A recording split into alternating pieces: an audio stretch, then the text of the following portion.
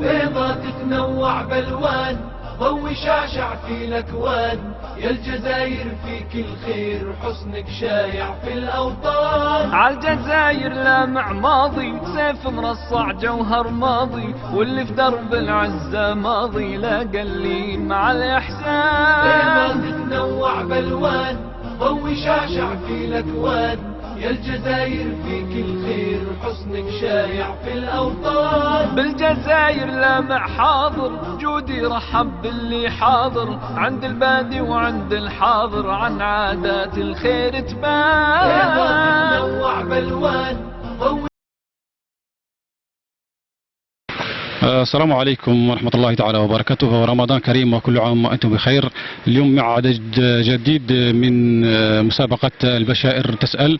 اليوم الحلقة الثانية، اليوم نقدمها لكم من وسط مدينة المنيعة. الحلقة اليوم برعاية محل تجار مصطفى، وإن شاء الله تكون تفوت معنا حلقة ممتعة إن شاء الله. جعفر عبد الجليل. سي جعفر، اليوم ترك معنا في مسابقة البشائر تسأل، يعني إن شاء الله عندنا أسئلة لا جاوبت تأخذ معنا جائزة.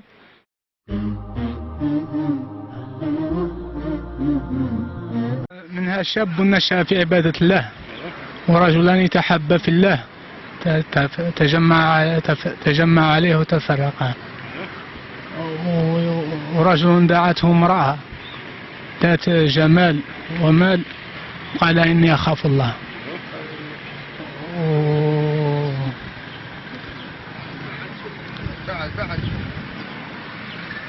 ورجل ذكر الله خاليا ففاضت عيناه.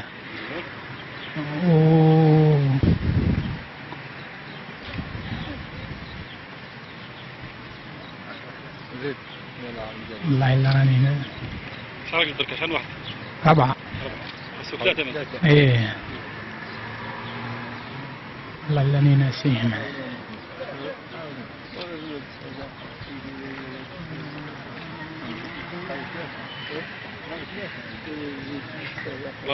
والله لا لو نسيت معني ناسيهم. هاي فرصة أخرى إن شاء الله، ربي يعاونك.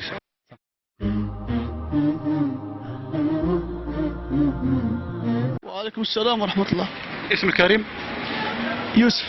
يوسف كيف؟ طرودي. يوسف، انت اليوم راك مشارك معنا اللي في مسابقة البشائر تسأل. عندنا سؤال ان شاء الله يجاوب عندك جائزة. السؤال يقول: من هم السبعة الذي يظلهم الله في ظله يوم لا ظل الا ظله؟ السبعة ما مش عارف.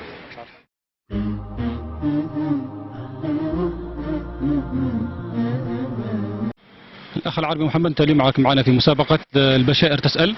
إن شاء الله لو جاوبت تحصل معنا على جائزة إن شاء الله. والسؤال يقول: من هم السبعة الذي يظلهم الله في ظله يوم لا ظله؟ 7 صحابة.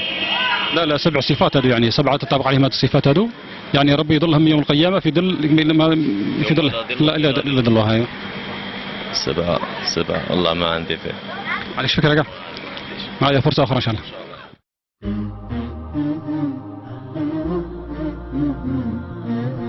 السلام عليكم. الأخ الكريم، تعرفوا على الاسم الكريم؟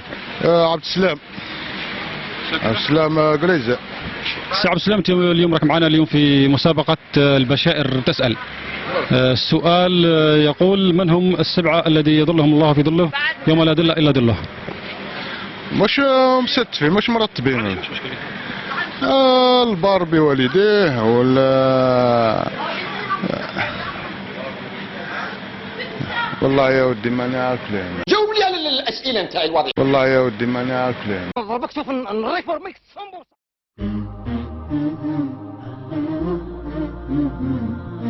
السلام عليكم. الأخ كريم. السلام.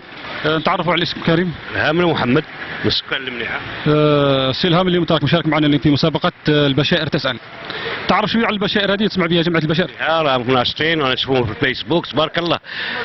راهم ناشطين الله يعاونهم. هاي لما عندنا سؤال لو جاوبت تربح معنا جائزة إن شاء الله. السؤال يقول: من هم السبعة الذي يظلهم الله في ظله يوم لا ظل إلا ظله؟ السبعة الذين يظلهم الله يوم لا ظل إلا ظله: رجل دعته امرأة ذات جمال فأبى، ورجل تعلق قلبه بالمساجد، المربي والزوج المتعلقة وإمام عادل هذو الثالثة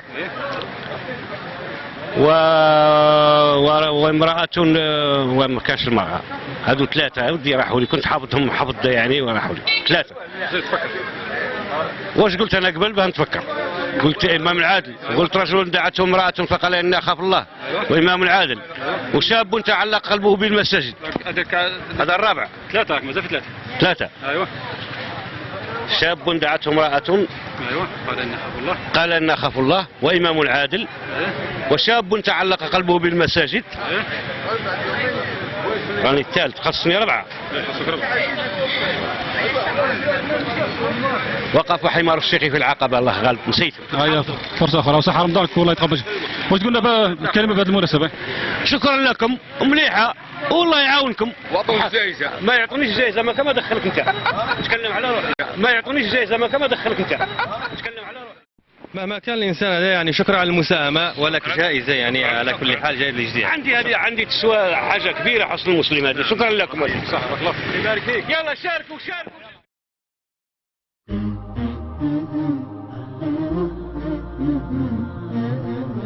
السؤال يقول من هم السبعة الذي يظلهم الله في ظله يوم لا ظل إلا ظله؟ ما عنديش جواب.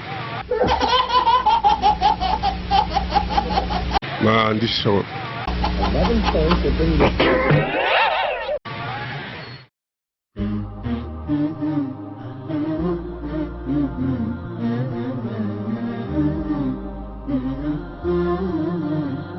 بيضة تتنوع بالوان ضوي شعشع في الاكوان يا الجزائر في كل.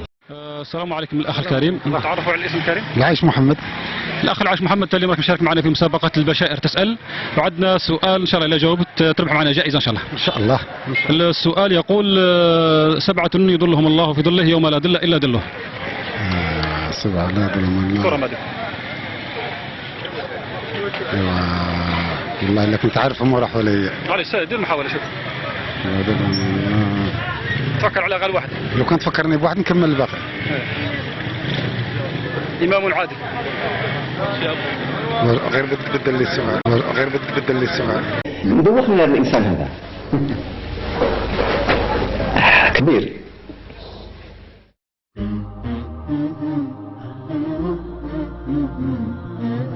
السلام عليكم ورحمة الله تعالى. تعالى. نتعرفوا عليك الأخ الكريم؟ الأخ بشير. بشير صابر. الأخ بشير أنت اللي معك معنا في مسابقة البشائر تسأل، إلا جاوبت إن شاء الله تربح معنا جائزة إن شاء الله. اذكر السبعة الذي يظلهم الله في ظله يوم لا ظل إلا ظله. سبعة يظلهم الله في يوم لا ظل إلا إمام عادل وشاب نشأ في عبادة ربه ورجل دعته امرأة ذات حزن وجمال فقال إني أخاف الله ورجل تصدق بصدقة فأخفاها بيمينه لكي لا بشماله لكي لا تعمى يمينه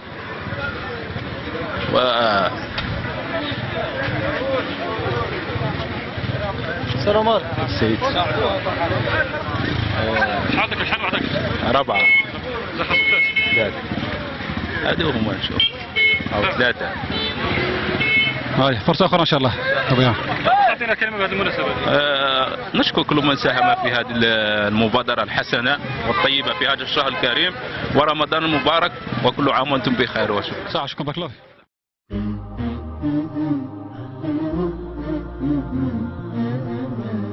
السلام عليكم ورحمة الله تعالى وبركاته. نتعرفوا على الأخ الكريم؟ بالعراقب علي. السي بالعراقب اللي ماك مشارك معنا في مسابقة البشائر تسأل. عندنا سؤال إذا جاوبت تدي جائزة إن شاء الله. السؤال يقول ما المقصود بكلمة قائلون في قوله تعالى إذ جاءهم بأسنا بياتا أو هم قائلون؟ وش يقصد بكلمة قائلون؟ الله ما نعرف يا ولدي. والله ما نعرف. ما نجيب بالك ما قرأت شو جالسين وانت نجيب بالك. هي فرصة أخرى إن شاء الله. وتقولنا كلمة بهذه المناسبة شهر رمضان. يطلعوا علينا بالخير والخمار إن شاء الله نصوموا ونكملوا الأيامات مريقلين متساويين والحمد لله. ربي يبارك فيك إن شاء الله.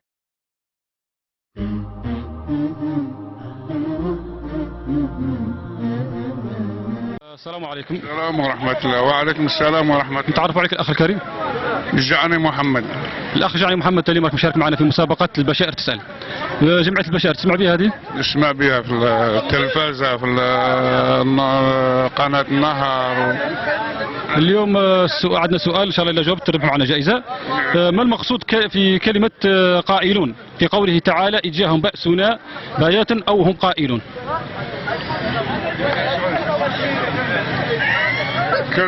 كلمة قائلون يعني مختصرة من كلمة قائل. أيوة. يعني جمع قائل هي قائلون يعني. وش يقصد بها كلمة؟ قصد الله وربنا يعلم والله العظيم.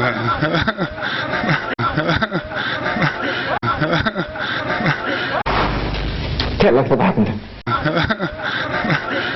لا تقول لك حكيت هذه خلاص. وش خاصك تضحك انت؟ لا تفر انت؟ ذاك اللون وذاك ال يرمي قراقوز ما ضحك. ليش ما ضحك يا اخي؟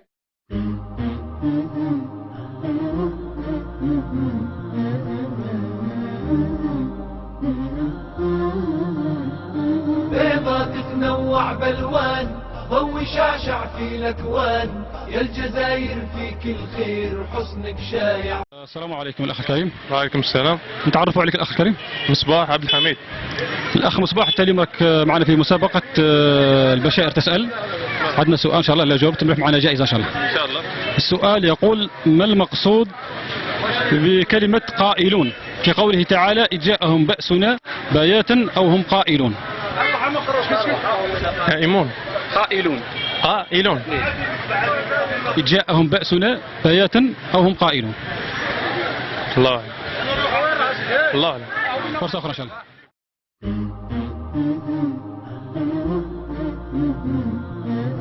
السلام عليكم الأخ الكريم. وعليكم السلام ورحمة الله. نتعرف عليك الاسم الكريم؟ باللوبر عبد القادر. سي بلوبر تليمك معنا مشارك في مسابقة البشائر تسأل. السؤال يقول ما المقصود بكلمة قائلون في قوله تعالى إذ جاءهم بأسنا بياتا أو هم قائلون؟ الله ربنا يعلم إن شاء الله يكون الجواب قائلون معناتها مقيلون كما نقولوا احنا كما نقولوا احنا بالعامية تاعنا مقيلين بحال كما نقولوا. ايوه بارك الله فيك جواب صحيح. عندك جائزة ان شاء الله.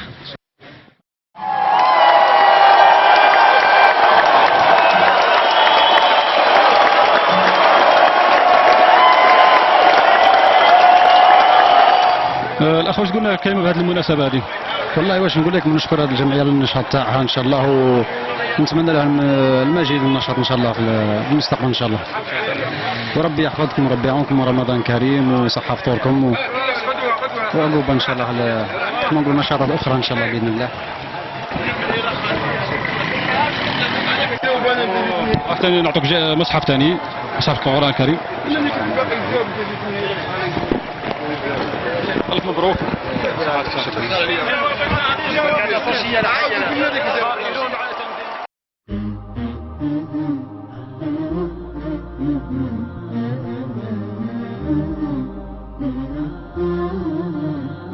بيضة تتنوع بالوان ضوي شعشع في الاكوان يا الجزائر فيك الخير حسنك شايع في الاوطان. عالجزائر لامع ماضي سيف مرصع جوهر ماضي واللي في درب العزة ماضي. السلام عليكم. سلام.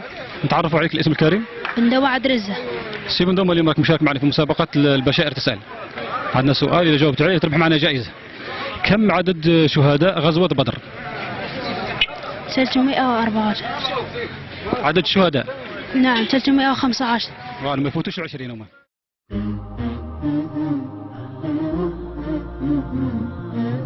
السلام عليكم. سلام. نتعرفوا عليك الاسم الكريم؟ أكرم زيان. أكرم زيان. الأخ زيان اللي معك مشارك معنا في مسابقة البشائر تسأل والسؤال يقول كم هو عدد شهداء غزوة بدر؟ 14. 14. الجواب صحيح يعطيك الصحة ربي يحفظك. هات لنا الجائزة تمت مصحف ذاك. تفضل. شد هكا. هات مصحف. صفقوا عليه هسه. صفقوا عليه. صفقوا عليه هسه. يعطينا كلمة بهذه المناسبة. صحة رمضانكم وصحة فطور. الله يفوت بالخير إن شاء الله. إن شاء الله يا رب، يا رب يحفظك إن شاء الله.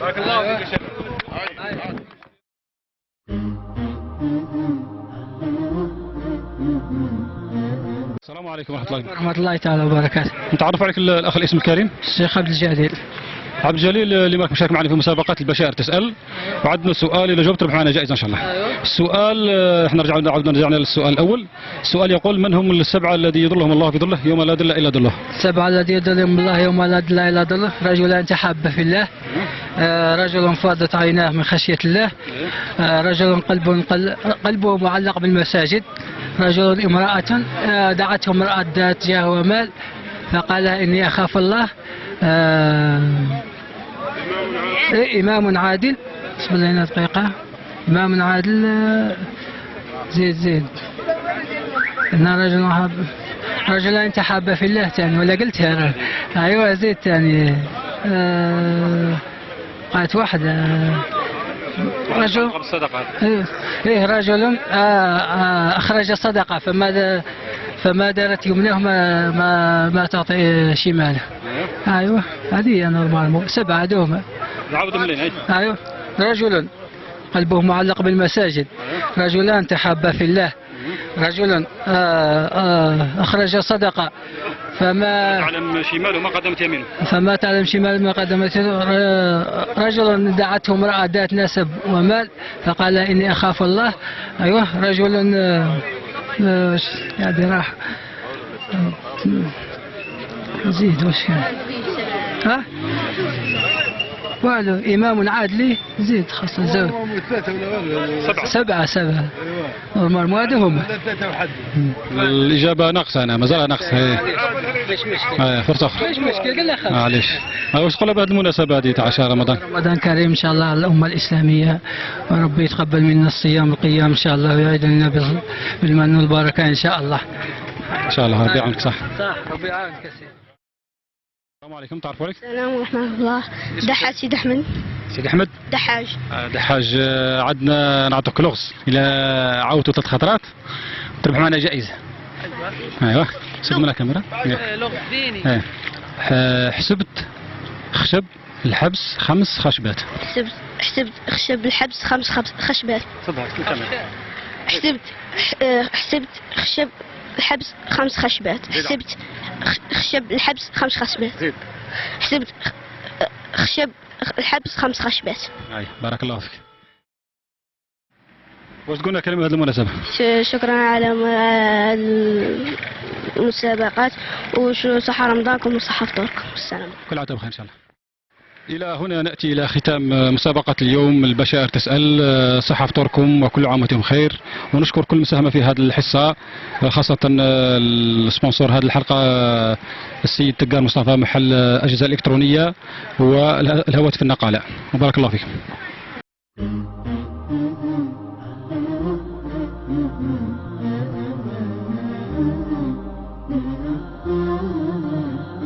بيضة تتنوع بالوان، ضوي شعشع في الاكوان، يا الجزاير فيك الخير، حسنك شايع في الاوطان. عالجزاير لامع ماضي، سيف مرصع جوهر ماضي، واللي في درب العزة ماضي، لا قلين مع الاحسان. بيضة تتنوع بالوان، ضوي شعشع في الاكوان، يا الجزاير فيك الخير، حسنك شايع في الأوطان. بالجزاير لامع حاضر، جودي رحب باللي حاضر، عند البادي وعند الحاضر، عن عادات الخير تبان. بيضة تتنوع بالوان، ضوي